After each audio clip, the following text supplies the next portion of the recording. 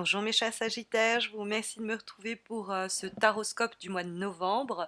Le premier décan célébrera son anniversaire. Je vous souhaite de démarrer ce nouveau cycle de la meilleure façon. Je vous souhaite une année lumineuse à venir. Et on va s'intéresser du coup sur les énergies qui vont venir ponctuer les prochaines semaines avec la présence du 8 de coupe dans ce qui vous est encouragé à faire, ce qui peut vous être profitable, ce qui peut vous aider. Et le 8 de coupe va rentrer en résonance avec le 10 d'épée en vibration. Parce que le 8 de coupe va plus traduire quelque chose qui se joue sur le plan émotionnel et les épées sur le plan intellectuel, mais ils vont se rejoindre dans l'idée qu'ils portent l'un et l'autre. Le 8 de coupe va nous parler de l'envie, du désir, de l'intuition, du sentiment qu'on doit abandonner une situation. C'est l'idée de quitter quelque chose qui ne nous convient plus. On peut ressentir un peu de tristesse, on peut être encore en train d'être dans le questionnement à ce propos, parce que c'est pas toujours facile de refermer une porte sur une situation où on a donné beaucoup de notre personne. C'est souvent euh, un projet, une relation, une situation d'une longue durée.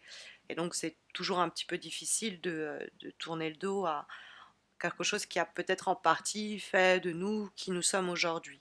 Mais c'est se rendre compte que ce boulot-là, cette activité-là n'est plus appropriée, qu'on s'y ennuie et que les choses ne vont pas s'améliorer là où on se trouve, elles ne s'amélioreront pas d'elles-mêmes. Et donc ce qui nous reste à faire, c'est pour provoquer un changement au sein de la situation, c'est de nous-mêmes nous en aller. Il y a quelque chose qui fait défaut de toute façon, que ce soit donc sur le plan du boulot, que ce soit sur le plan relationnel, amical, amoureux. On voit avec la carte du 8 de coupe la fin d'une longue relation s'achever, mais on la voyait venir depuis longtemps. Pendant une période, on s'est dit, bon, on peut peut-être essayer de redresser la barre, hein, mais en réalité, cette situation, on l'a déjà laissée derrière nous émotionnellement. Et donc, il faut que l'aspect concret, physique, suive. C'est-à-dire qu'on décide de couper les ponts avec cette personne ou que, comme on n'est plus du tout dans notre activité au quotidien, qu'on décide de refermer complètement la porte sur cette situation parce que le 8 de coupe va désigner l'idée du sas. C'est parce qu'on a complètement fermé une porte qu'il y en a une autre qui s'ouvre. Donc, normalement, le 8 de coupe va annoncer que on rompt un accord qui ne nous apporte plus de satisfaction. On ne prend pas cette décision à la hâte, hein. Il y a cette idée aussi avec la carte du chariot dans les obstacles qu'on ne va pas faire ça en se précipitant. C'est pas sur un coup de tête, c'est pas quelque chose d'impulsif, c'est quelque chose d'intuitif, mais pas d'impulsif. Il y a l'idée qu'on suit finalement le courant des choses qui nous portent ailleurs et qui nous appellent à laisser derrière nous ce qui est déjà au fond obsolète, hein, avec cette idée que porte le 8 de coupe de s'éloigner, c'est qu'il y a eu une forme de désillusion ou une situation qui de toute façon n'avançait plus. C'est ce que peut également nous indiquer la carte du chariot qui se trouve dans les obstacles pour le mois de, euh, de novembre. Et c'est des personnes quelquefois qui ont abusé trop d'ego, trop égoïstes, trop arrogants, trop complaisants, et qui par leurs attitudes ont, euh, ont fini par nous user et on en est arrivé à un constat d'échec en se disant bon, ça sert à rien, je vais toujours me retrouver face à cet ego surdimensionné qui va pas pouvoir me permettre d'avancer, qui va me mettre des freins. Ça peut être des collègues hein, qui ont cette fièvre de réussite et qui vont pas hésiter à nous mettre des bâtons dans les roues. Ça peut être des gens trop tyranniques ou trop opportunistes, bref, et avec qui on voit que c'est le cul-de-sac, quoi, c'est l'impasse. Ça peut être une relation plus affective, hein, et pareil, il n'y a que du désordre, il n'y a que de l'inquiétude dans cette situation-là. Euh, et du coup, on voit bien que ça ne va nulle part, hein, et que la personne ne donnera pas de direction aux choses, ou en tout cas pas la direction que l'on espère. Euh, donc il vaut mieux adopter l'attitude du 8 de coupe et abandonner cette histoire. Alors des fois, bon, la garde du chariot, c'est un déplacement, donc c'est peut-être l'idée d'un déplacement qu'il faut remettre à plus tard au cours du mois de novembre. C'est pas le bon moment pour voyager. C'est très anecdotique, mais je le signale quand même. Mais le chariot peut nous parler plus simplement du domaine professionnel dans son ensemble. Donc cette situation que décrit le tirage peut être assimilable au boulot, à une situation professionnelle. Bon, c'est important de le signaler, mais comme on a l'étoile et les coupes, ça peut être quand même relationnel. Ça peut être relationnel au sein du boulot aussi. En tout cas, on a le 10 d'épée en termes de vibration. Et je vous disais que cette carte entretenait une certaine résonance avec la carte du 8 de coupe dans les aspects positifs pour votre mois de novembre. Parce que le 10 d'épée signale, déjà c'est un 10, l'idée d'une finalité. C'est quelque chose qui s'achève, c'est quelque chose qui se termine. Et la carte se situe en vibration et sur le plan intellectuel, mental, puisque les épées nous parlent de l'aspect psychologique, sinon de la communication. Donc ça peut être une communication qui est arrivée vraiment à sa fin, c'est-à-dire on ne se comprend pas, on ne se comprend plus, c'est terminé, on n'a plus rien à se dire, et il faut l'accepter hein, et décider de refermer la porte sur cette situation, parce qu'elle ne va nulle part, et il nous reste à rêver de nouvelles configurations, de nouvelles relations, à espérer autre chose de notre devenir que cette situation en impasse, sans issue et qui nous bloque dans notre propre développement. Parce que le 10 d'épée, c'est aussi une prise de conscience. On est sur l'aspect mental et ça nous parle du fait que on ressent depuis déjà un bout de temps que quelque chose ne va pas, que quelque chose cloche, qui nous ferait mieux, qui serait mieux pour nous de passer notre chemin. Hein, le 10 d'épée nous dit que c'est pas soudain ou quoi, c'est l'idée qu'il y a une telle frustration, quelquefois un stress qui a été accumulé que bah, la fin de cette situation, c'est une délivrance. Donc c'est pour ça que ça ne nous tombe pas dessus, puisque si on ressent ce sentiment de soulagement, c'est que ça a commencé à nous peser. Donc il y a, avec le 10 d'épée, comme on le voyait dans le 8 de coupe, quand même quelque chose qui peut venir à se briser et sans faire machine arrière, hein, sans retour en arrière possible.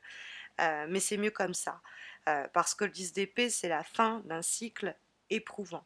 Alors, ça peut générer des angoisses, hein, l'idée de se séparer, de tourner la page, de couper les ponts, ça peut même générer un moment d'abattement, hein, le fameux 8 de coupe qui peut quelquefois d'ailleurs nous parler d'un peu de déni qu'il faut surmonter, mais on n'a pas, on est dans la défaite, on n'a pas de toute façon d'autre issue possible que de chercher ailleurs son bonheur, hein, que ce soit un nouvel emploi, que ce soit amoureux, que ce soit amical. La situation nous demandait trop d'efforts et trop de sacrifices et n'arrivait pas à se solutionner. Donc on peut pas ignorer plus longtemps que c'est stagnant ou que ça se dégrade. Au contraire, le 10 d'épée nous dit bon, bah, c'est une fin, mais c'est une fin inévitable et c'est mieux de la sorte. Hein. Donc on voit ici le tirage clairement vous encourager à mettre un terme à une situation qui pèse déjà depuis un bout de temps. Et, euh, et l'idée de s'en délivrer, de s'en affranchir, vous permet déjà d'apaiser la situation pour vous, parce que la carte de l'étoile, c'est plus d'harmonie, plus d'équilibre. C'est aussi l'idée d'être en capacité de se mettre à nouveau à espérer plus, à espérer mieux. Ça peut être aussi un clin d'œil du tirage qui nous dit vous pouvez aspirer à un meilleur emploi, à un meilleur ami, à un meilleur partenaire, à une meilleure partenaire, etc. N'ayez pas d'idées défaitistes ou de pensées négatives qui vous amèneraient à rester dans une situation étouffante parce que vous n'y croyez pas de toute façon au fait que ça puisse s'améliorer si vous la quittez, cette situation, ou que vous puissiez trouver mieux. Détrompez-vous, nous dit ce tirage. Il y a quelque chose qui est réalisable parce que l'étoile, c'est une carte qui nous parle de l'astre que l'on prie et qui est là pour répondre à nos souhaits. Et c'est l'idée que votre chance va tourner, les choses vont s'améliorer.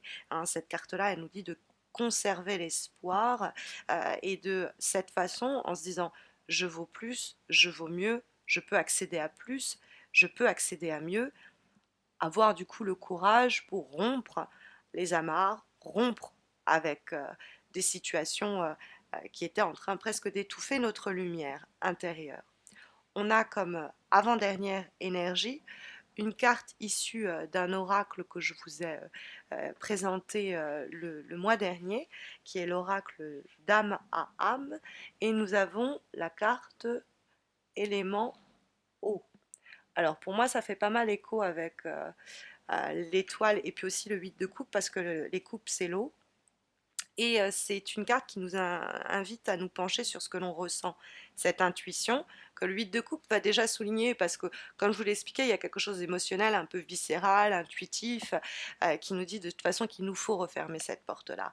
Alors on réfléchit la chose à travers la carte du 10 d'épée, mais sur un plan très concret, on voit que c'est bloqué la carte du chariot. Donc il nous reste à espérer dépasser cette situation et cet espoir-là va nous donner peut-être le courage précisément de refermer la fameuse porte que le 8 de coupe nous invite à fermer. Et c'est en faisant un peu attention à peut-être aussi notre fatigue émotionnelle, en portant attention un peu à notre ressenti intérieur.